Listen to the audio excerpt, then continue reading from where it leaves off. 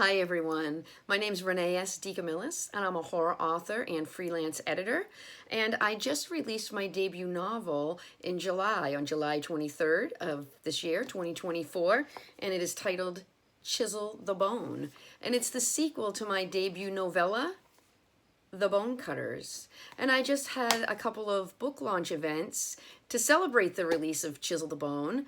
I had a book launch event at Novel Book Bar and Cafe in Portland, Maine, and I also had a reading event and horror panel at Copper Dog Books in Beverly, Massachusetts. And I know there were many people who wanted to come to the events but couldn't for many different reasons, whether it's children, job, just other commitments, or just this rat race of life where we're just constantly running on this hamster wheel. So today I'm sharing a video of that reading for those of you who couldn't make it to those events but wanted to, and for those of you maybe just hearing about it. So I'm going to start right from page 1 of Chisel the Bone, and I hope you're all ready. Here we go. The carver, the collector, and the stitcher. The cloth, secured in his mouth, knotted tight behind his head, prevents him from screaming. A blindfold stretches across his eyes. The white hot sting of the blade slicing through the skin of his shin makes him grit his teeth. Only a whimper escapes. Buck knife in hand, the carver gets down to the bone quickly. Twin serpent-like scars run up the outside of both of the carver's forearms. They writhe and pulse as he uses the edge of the blade to shave and peel the flesh away from the outer layer of dense, compact bone. After uncovering a large area, he reaches out and swaps the knife for a chisel and mallet. Like a modern-day Michelangelo, he begins whittling away at the victim's tibia, the bigger of the two shin bones, careful not to go too deep. Serpent scars slither around while he works. Every hit of the mallet sends a shaking jolt through the restrained man. The chair legs rattle against the tiled floor with every jostle. Ankles zip-tied to the wooden chair legs, wrists zip-tied to each side of the back of the chair. Tears soak the blindfold and leak down his cheeks from underneath. Snot bubbles at his nostrils. Strands of his shaggy brown hair stick to his sweaty forehead. Rather than creating a work of art, the carver extracts bone shavings. With the help of the collector, who stands beside him, curls of shaved bone pile up on a sheet of tinfoil. These ribbons of victory will get dried and crushed to dust at a later time. From behind the carver, someone with gnarly, scarred knuckles passes the collector a second sheet of tinfoil. They swap the filled foil for the empty. The carver reaches for a new tool. A small utility knife takes the place of the chisel and mallet. Rapid shaving motions slide down the tibia over and over and over again. More whimpering, more chair rattling. Sibling serpents shake and slither along with every movement of the carver's arms. Little bits of bone pile up on the tinfoil this time. This second batch is for immediate consumption, mixed with blood. The pile of bone fragments looks similar to sticky black tar heroin. Bone cutters call it dark heaven, or red sugar, or simply dust. Deal done, the stitcher steps out of the shadows, thread and needle held in grotesquely scarred hands, to seal the wound. The victim no longer whimpers. The victim no longer cries. The victim passed out moments ago, head hung low, chin to chest. Whether from shock or blood loss is of no concern to the carver, the collector, and the stitcher. They're only here for the dust and the high that will come with it, as well as the money they'll make off what they don't smoke, snort, or ingest themselves. The stitcher feels thankful, not just for the high to come and the money they'll make. It sure is easier to stitch the wound without all that shaking and blubbering from a few moments ago. The needle and thread zips back and forth through the flesh as smoothly as a whisper floating with the wind. Wound now sealed shut, it's time to clear the scene. With two tips of the chair by the collector and the stitcher, the carver carefully slides out the blood-covered plastic tarp spread out underneath the victim in the chair. He rolls it up, preps it for disposal. The zip ties then get snipped from the victim's wrists and ankles and tucked securely into the tarp. Add in a few rocks from the park on the walk back to their den, and these bone cutters will send all remnants of this event downriver. All except the product and the buck knife.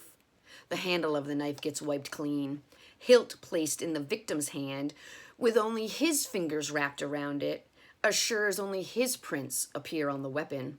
The carver, the collector, and the stitcher cover their tracks well.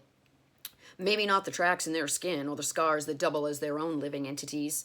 Those they wear with pride, like badges of honor.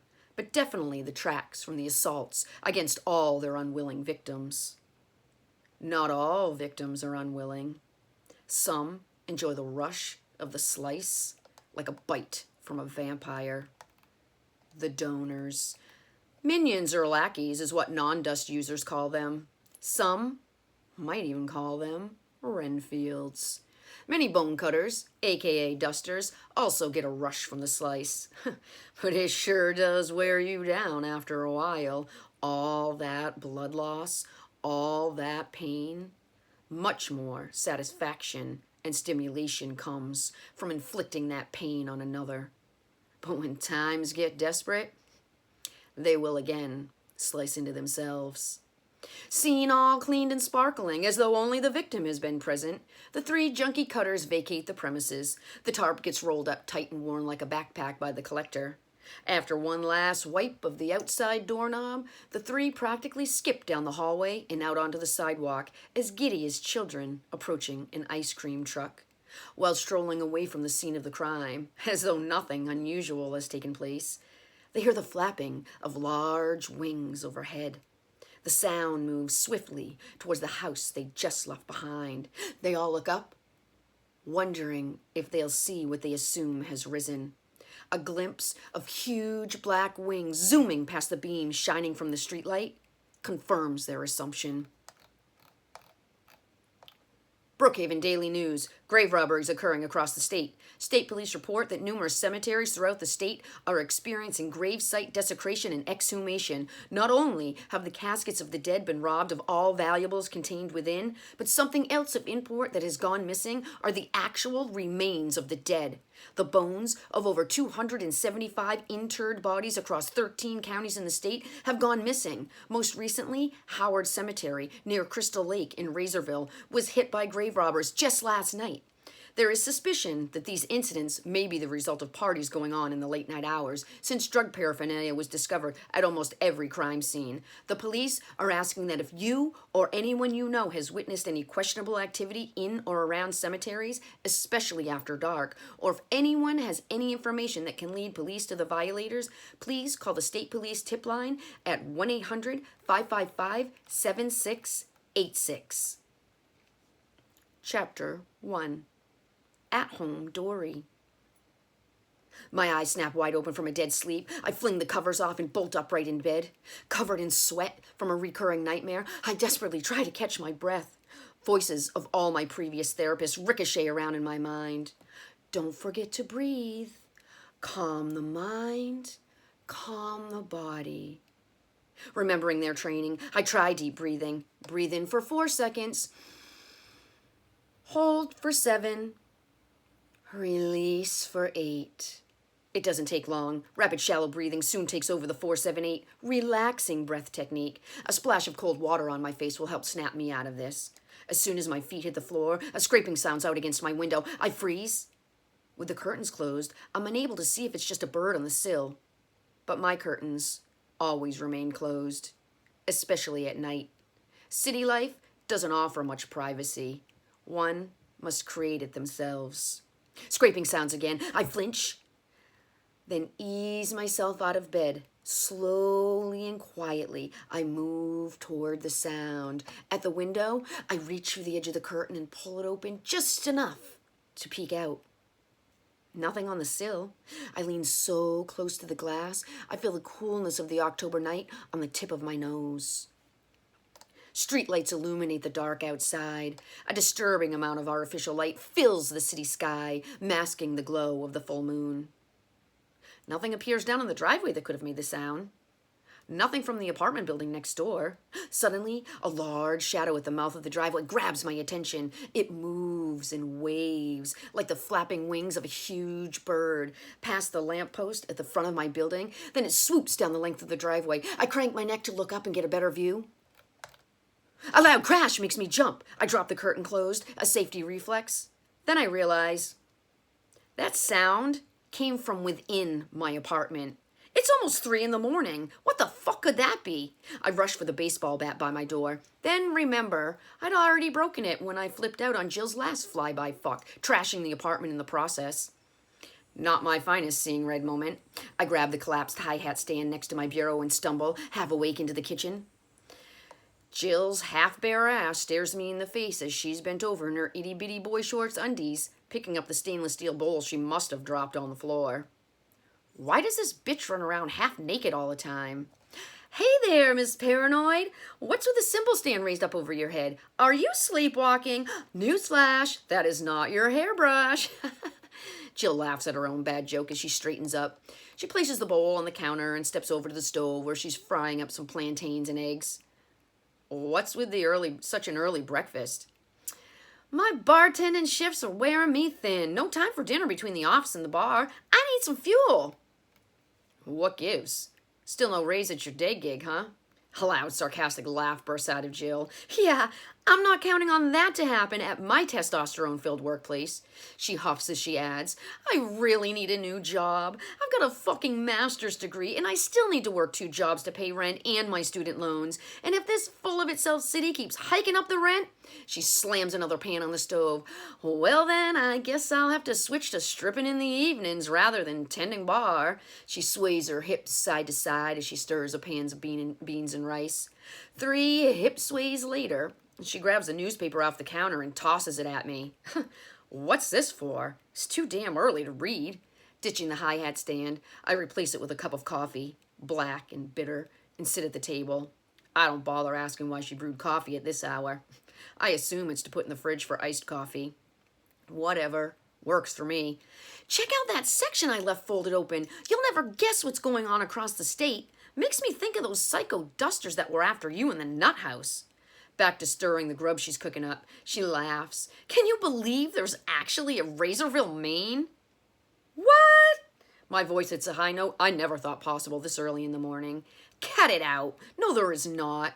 No joke. There is a Razorville. It's in the article, and it gets better.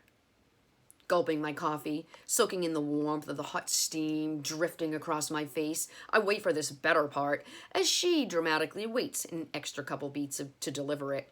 She grabs some dishes out of the cupboard, utensils out of the drawer, stirs the grub a bit more before finally turning to face me. There's also a Crystal Lake in Razorville. She's staring right at me, awaiting my response.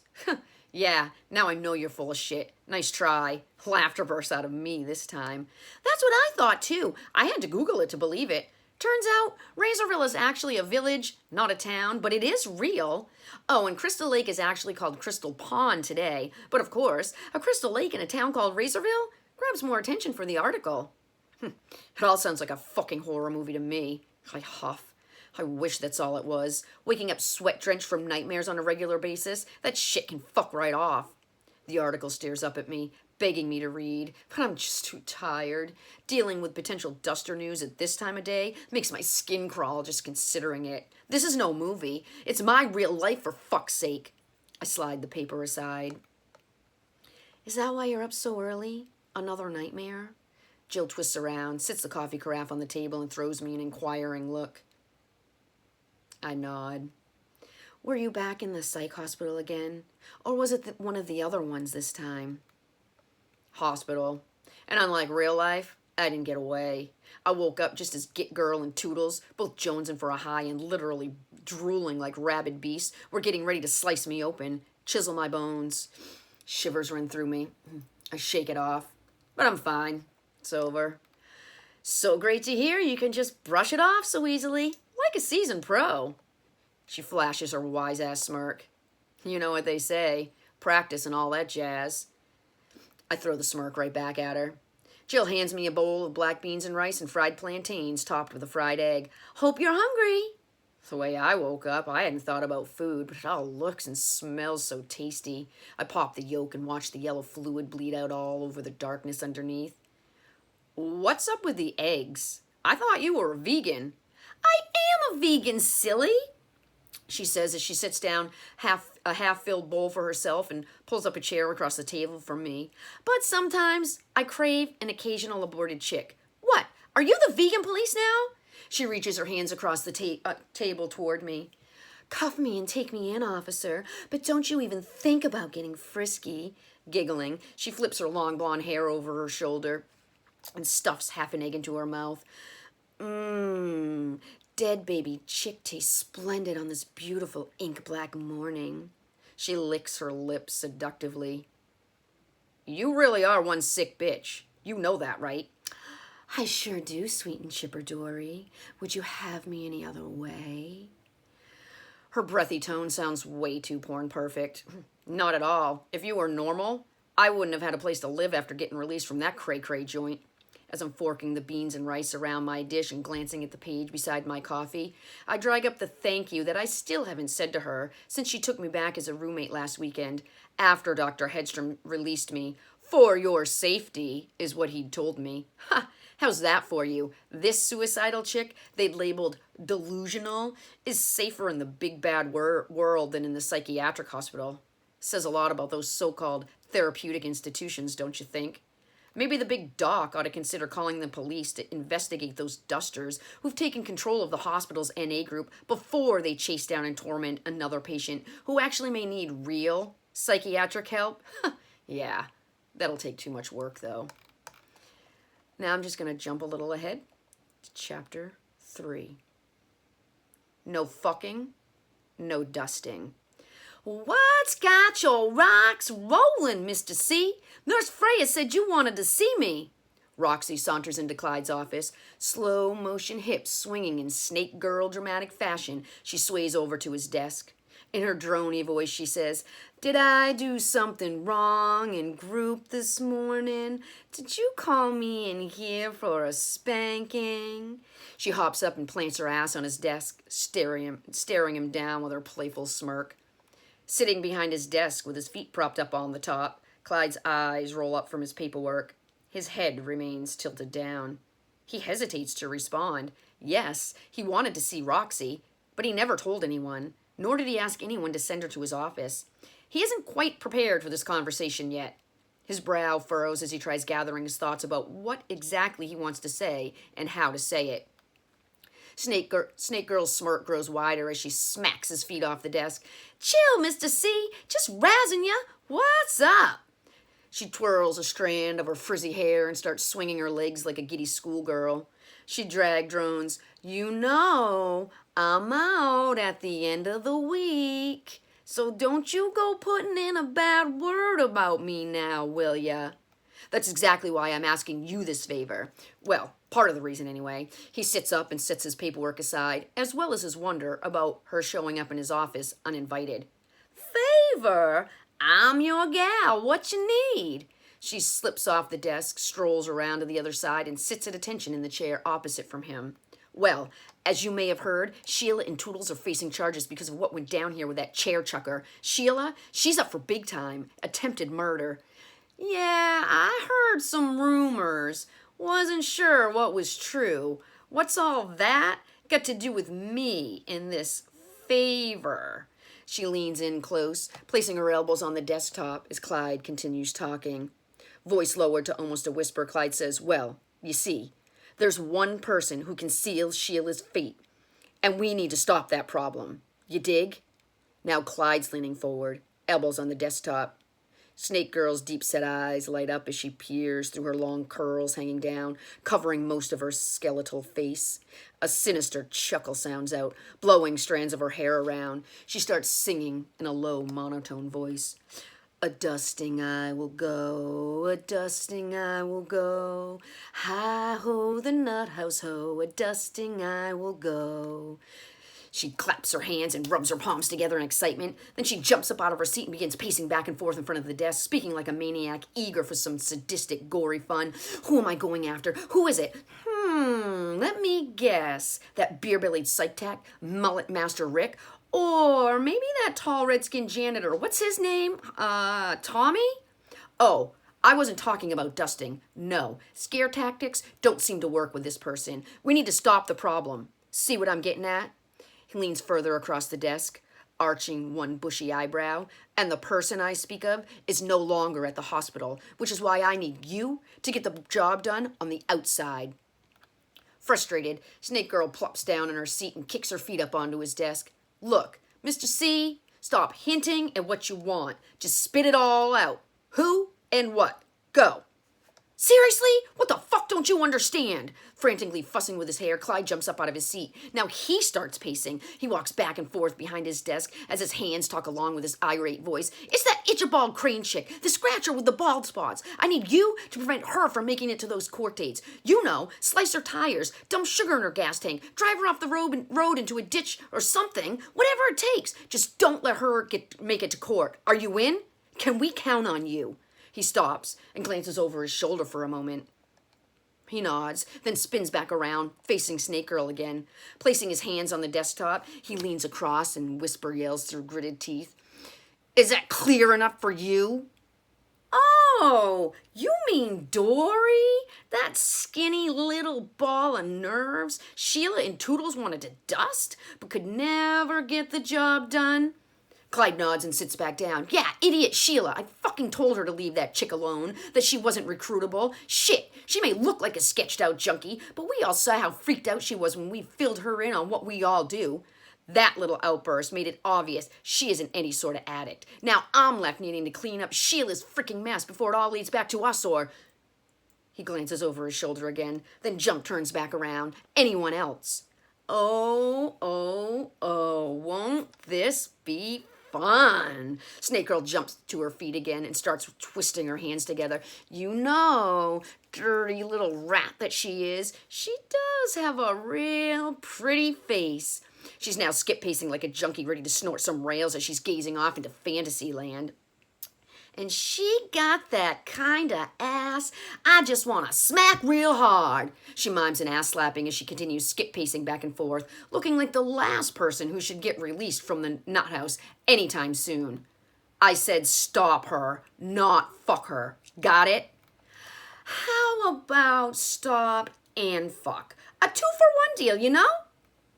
Clyde slowly clenches his hands into fists and glares at her through his bangs.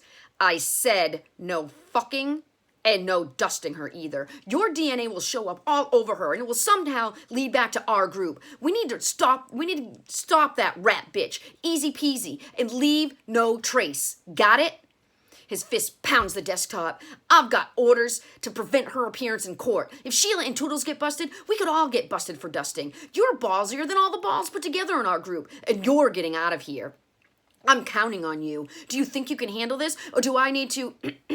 He clears his throat, hinting for her to read between the lines. Assign someone else the job. Hands splayed on the desktop, he leans forward and stares her down, waiting for her to stop pacing and face him. She doesn't stop, but he knows how to get her attention. How about I sweeten the deal and throw in a bag of fresh toddler dust? Best high available.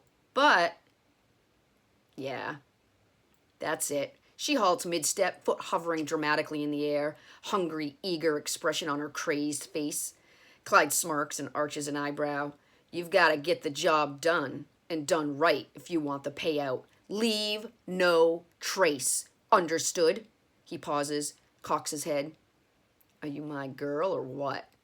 Looking about ready to hop right out of her skin, Snake Girl spins to face him. Then she steps up to the desk and leans so close, they're almost touching foreheads.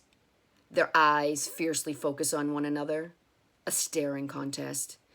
Ooh, yeah. I'm your girl, Doc.